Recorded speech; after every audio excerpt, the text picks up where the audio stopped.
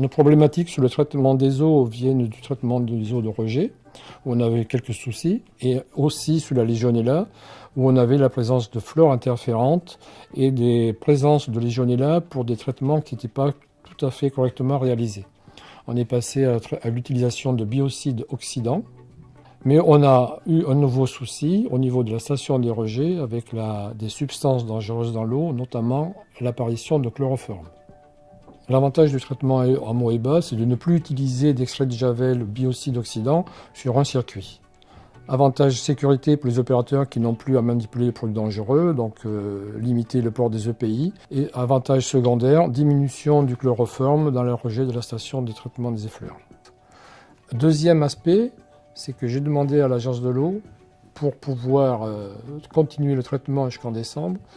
Et eux, si je prouve que ça diminue le chloroforme, sont susceptibles de nous aider financièrement par des subventions pour poursuivre le traitement. Donc, autre avantage financier. Un autre avantage du traitement Amoeba, c'est la diminution de la corrosion. On n'utilise plus de biocide oxydant, donc naturellement la corrosion va diminuer. L'avantage également de l'amibe Amoeba, c'est de traiter le biofilm dans lequel est contenu la Legionella, et ensuite de traiter aussi l'eau.